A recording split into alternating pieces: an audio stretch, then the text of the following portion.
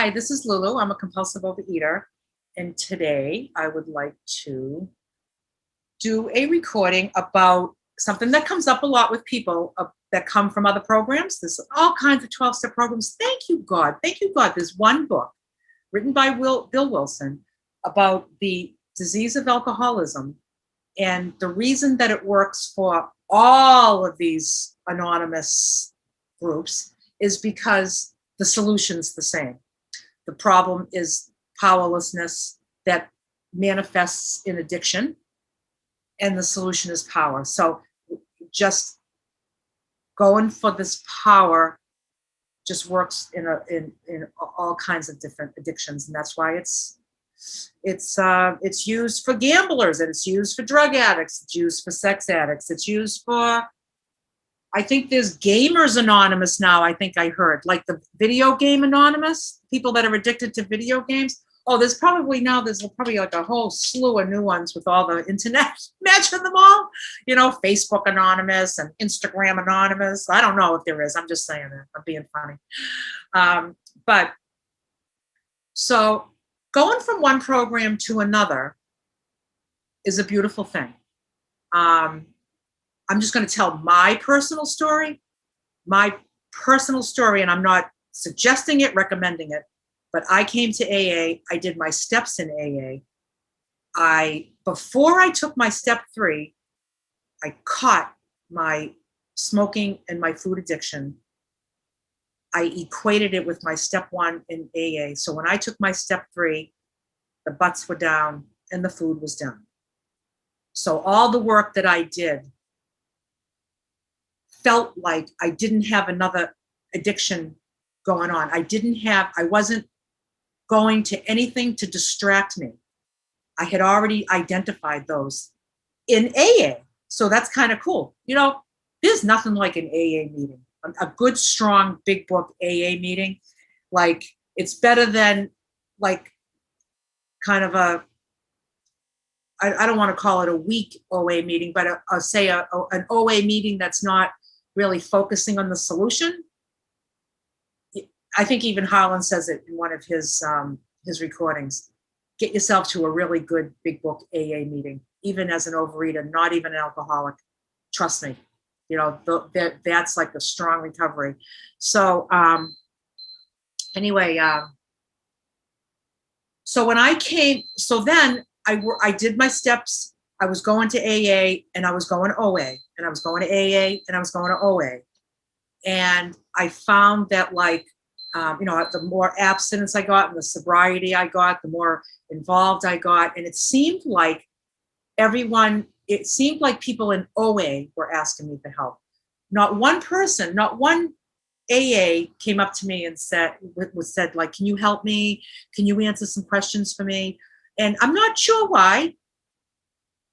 I don't know why. I was sober. I was speaking at meetings. But it seemed like OA people were hearing me and needed me. I felt like it felt like my primary addiction.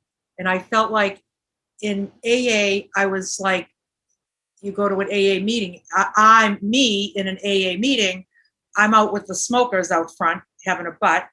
And then, then I come in to see what's at the donut table, and it's like, and then they're selling raffle tickets to win books and stuff, right? And I'm just like, so we got the gambling, we got the smoking, we got the food, right?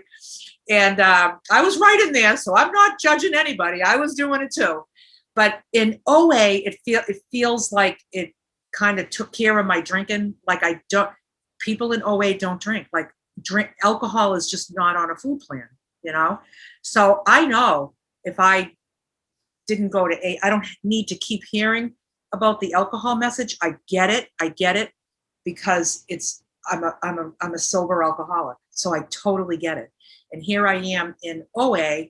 I wouldn't even entertain the idea of having a glass of wine because it's not on my food plan, right?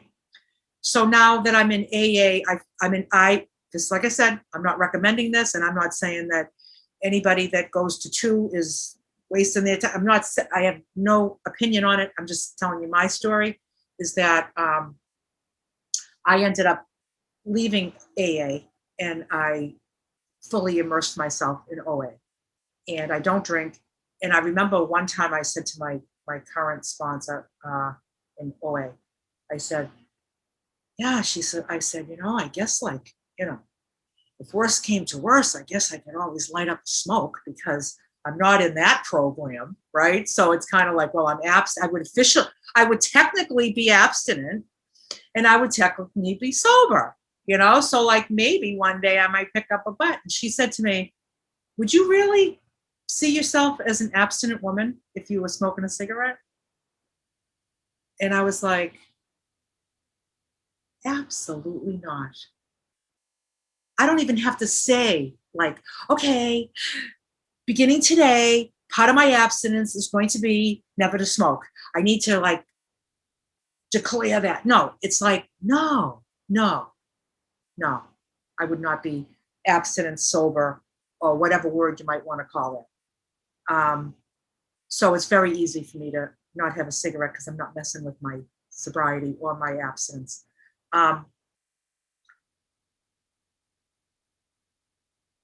So people sometimes say when they come, they'll say like, oh, well, I did the steps in this program, the other program, and, and now I have to do them again in this program because credits don't transfer.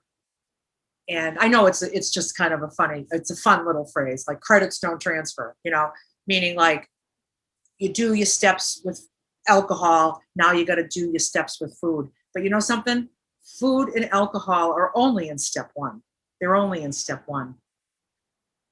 The reason it's not about a transfer of credits, it's about it would be what, in my experience with working with people who have done steps in another program and then come to me and ask me for help because the food's got them by the throat. I just want to say that when I asked them about their experience with their step work, they were shown the best that anybody had at that time.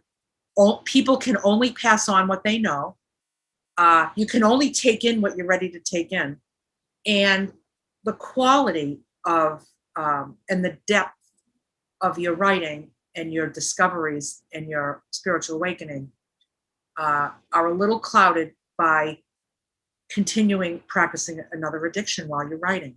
So the people that do come to OA, the reason that those credits don't transfer, quote unquote, is not because the steps are different. The steps will be done with more clarity and more less distraction. And that's just the truth. When I knew my step 3 was right around the corner, I was like, why would I waste any more of my friggin' time or her time and get on my knees for this beautiful ceremony that she was explaining to me, that we were going to kneel down on this little kneeling station. We were going to hold hands. We were going to say the prayer. And it sounded like this really big event. And the reason it sounded like a really big event is because it was, right? Now, imagine if I just had a smoke before I came in the door, and then I have like, a box of Oreos in my passenger seat, which I always had. I ate them outside of OA meetings. I had them. I was in there eating them in the car, picking chocolate out of my teeth, going to an OA meeting before I was going, but I couldn't put the food down. Just like I was going to AA and I couldn't stop drinking. And, but then I did. I just stuck around until the miracle happened. But I was just like, I just had this moment of clarity, and I know it was all about the work that we did together, that extensive work we did together on steps 1 and 2, and then leading up to 3, that was so powerful. And I was so engaged, and I was so fascinated by what she was telling me, because it was like a new language. Like, I didn't even know what this higher power crap was about. I really didn't want that to be my solution, because I had a hard time processing that whole thing, and I just knew by learning, studying, and discovering step 1 that I was pretty much screwed. And step two basically is like, you know something? Maybe you're not screwed. Maybe you're not, you know? And so I wanted to go into my step work with clarity and without, I didn't want to be distracted with addiction. And I was distracted for a while. I was distracted with withdrawal and feeling just, oh, just so, I just had this like emptiness, you know? I just had this like, this, well, like they say, you have like this God-sized hole, and I want to fill this God-sized hole with, cocktails and cigarettes and potato chips. And that's what I was doing all the time, but it just never filled up every nook and cranny of my God-sized hole. And so I was brought through the steps by an AA sponsor, and my credits 100%, 125% transferred to OA because I nipped it early enough. So I invite you to try, maybe consider doing the step work again in OA if you've come from AA and maybe you were practicing another addiction. Likely it's your primary one. If you're like most of us, the eating started way before the drinking. Like more like, the drinking starts when you're like 14 or 15. The food starts when you're like 3, for a lot of us addicts. So I just wanted to clarify this credits don't transfer phrase, because I very openly say that I did my step work in AA, but I do all my recovery in OA, and it totally transferred for me because I was so desperate. The alcohol got my attention to see the other things, and that's what I got on this one.